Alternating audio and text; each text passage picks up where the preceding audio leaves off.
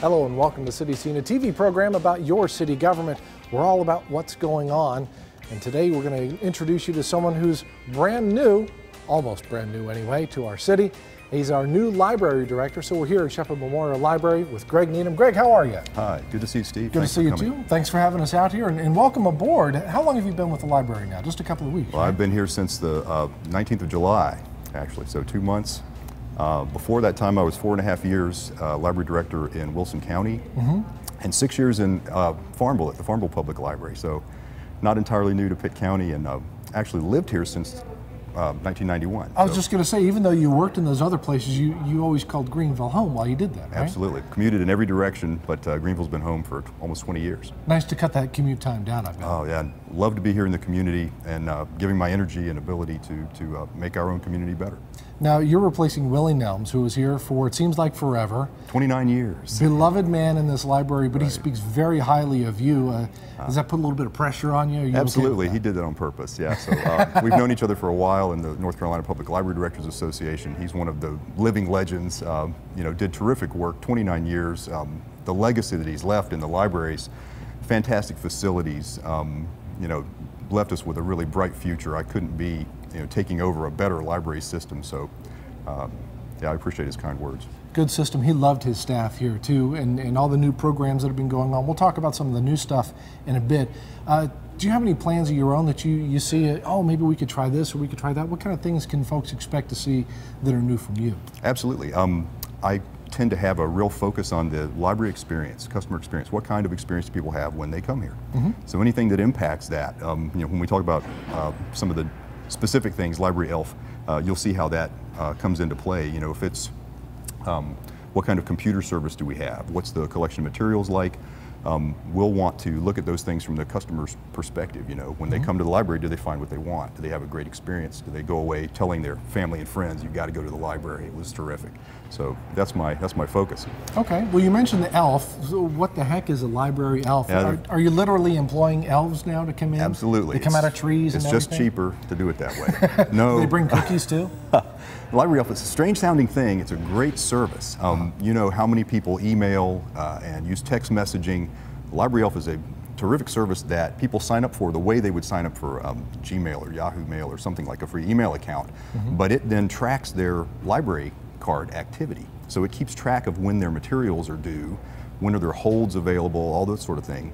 And it gives them email notices, text messages that let them know.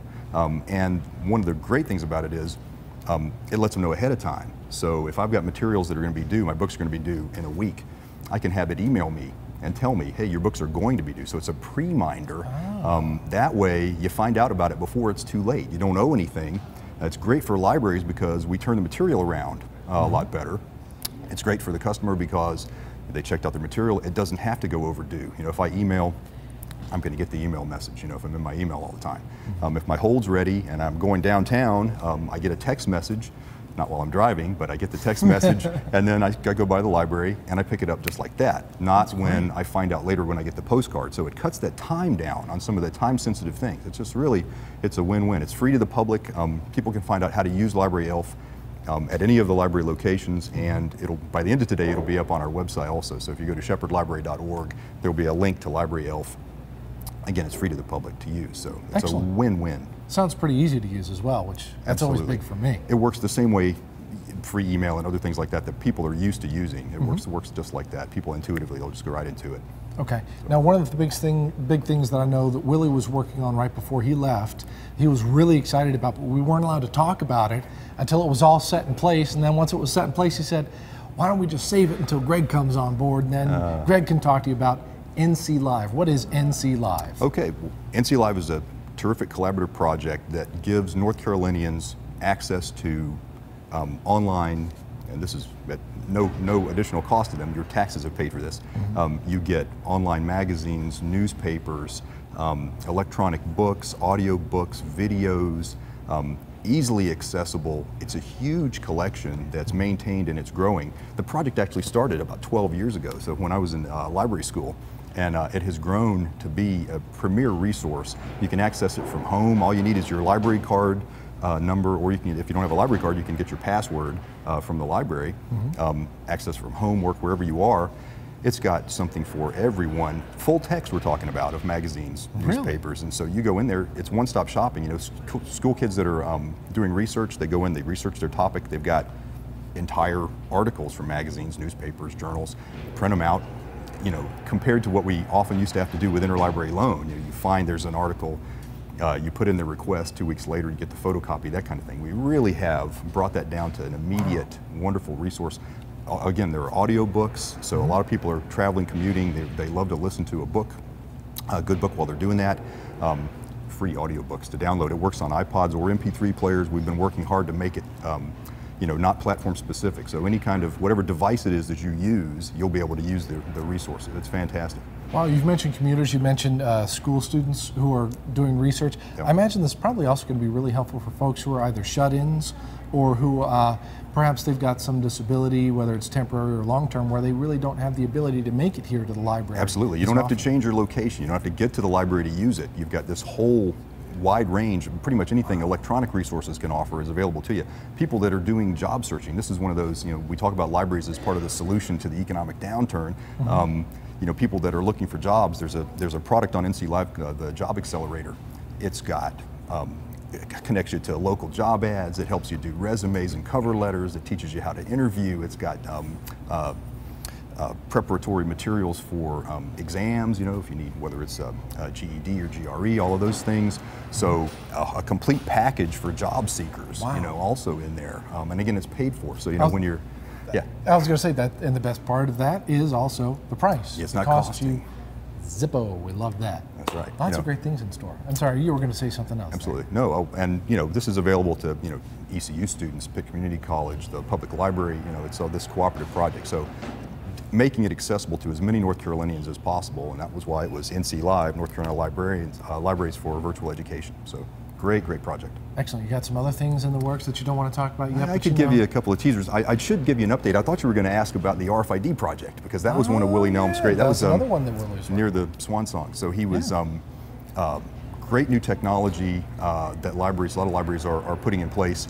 We had done the same project 3.5 years ago in Wilson, so it was a natural fit for me to come and take over with the RFID because it just started here in February. What is radio frequency identification? Well, if you take all of the books, you know, everything has a barcode. Right. Well, they have barcodes. Now all of our items at the main library also have an RFID tag. That lets us read it with radio waves instead of scanning it with a barcode scanner. So when you go to check out, we don't have to line the item up and read the barcode. Whichever way you turn it, 5 at a time, it'll read them all at once with radio waves. Really? Once you get it really fine-tuned and optimized, it makes the checkout really smooth and easy. And then it lets you go and take a handheld unit that reads those and go to the shelves without touching any books and scan them. Find out, just like that without touching, is everything in its proper place? Are there any lost items? Is a children's book in the adult fiction? And so what it does is it lets you reconcile the entire collection to what the catalog says. So then, you know, Joe customer goes up to the catalog, they look for something, it says, oh, it's on the shelf upstairs. You go upstairs to the shelf and it's there. Not, oh, I couldn't find it. Now I go and get the librarian. The librarian looks and the catalog says it's there, let's go look. The librarian can't find it. It's this whole process. No, instead you've brought reality to the catalog, everything else. You know, things that have been, you don't have missing items the same way anymore. So we just are finishing up getting the check-in and check-out perfect with the RFID system, which, by the way, gives you a fabulous, easy self-check. I left that out completely. It's really easy to take your library card, go up and check yourself out. Kids love to do it. The RFID self-check has broken all the stereotypes, okay? People, the youngest to the oldest go up there. Grandkids with their grandparents love to go and do the RFID self-check. You know, look, I can teach you how to do this. I'm a child of technology kind of thing, you know. So the self-check is really easy. You don't have to line your materials up. You just plunk everything, you know, it turns green and you're good to go. Once we get this perfected at Maine, we'll take it out to the branches. All the other library locations will have the same thing. And then you've got that whole system-wide clean, no lost items, everything in its place. You know, it's really almost magical. So a great project that he was able to get started, that Willie was able to get started, and that now we'll want to take system-wide to the benefit of all of our users. Excellent. Now I bet the other bonus with that is I noticed that there are things like you would see it in department stores or other places right by the main doors. Right. So just in case you forgot to check something out. The detection system that's there, the way that the beauty of that is if somehow something doesn't get checked out, I checked out already and then I saw something, I pick it up, I'm looking at it, I forget, I take a cell grab call. something and put it in the diaper bag. Something distracts you, or either way, you know, you start going out the door without it, boom, it's never going to miss. Those things are foolproof, they go off. And so you keep a nice, secure system too, and what the catalog says is checked out is really checked out. Wow. And what it says is here is really here. That just makes everything smoother and better. It gives everybody a better day. And we talk about, you know, what experience do you have? Well, if you come to the library, everything's where the catalog says it is. The staff know, you know, at that moment, it's right, you know, where is everything? Nothing goes out the door that shouldn't, you know, it's a beautiful sort of the apex of what public libraries can do. Sounds like it's also going to help you when it's time to do inventory. Yeah, you know, every once in a people while. used to do inventory in public libraries once every 10 or 20 years. You had to take the items off the shelf and scan, you know, whatever it was. It was hugely, it just used up so much staff time and energy. This way, I can put a staff member, I can train a couple of them, they just run down the aisles with the scanners, right? They'll go to the most heavily used areas, the cookbooks, you know, adult fiction, popular fiction, that sort of thing. They'll frequently scan it. You know, things that people look at less will do less frequently. Things that are more popular will scan more frequently and keep them cleaner. So it's just, you can customize the way you use it so that it gives you the best result. It's a fabulous thing. And that wasn't even really a teaser. That's been in the works. But a couple things people can watch for. You know, Library Elf is a great idea. Well, let's see. What do I want to share with you that I don't want so to many things, let the so cat out little of the time, bag? huh? You'll be watching the website over time to see how we might expand what's offered on the website. By the way, you got to look at the nclive website. I would hold that up as a model for what a website, a new website should be. They recently overhauled it. It is really fabulous. I mean, it lets you chat with live with a librarian. I mean, it's just anything you would want to do on a website. It has. So we'll kind of look at that sort of website as a model for what our website could be, and we'll tweak and improve. Again, Willie left a great legacy. One man can't do, you know, and I've got a terrific crew working here at the library. You know, I'll take all of their feedback, we'll take the public's input, and we'll make their library the best it can possibly be. Greg, thanks. Thanks so much, What's a phone Steve. number people can call for information about the libraries? Call the main number at 329-4579. Okay, and of course they can always check out the website. What was that again? That's www.sheppardlibrary.org. That's it. Greg, thank you very much. Thanks, Steve. We got more City Scene coming your way in just a bit. Stay with us.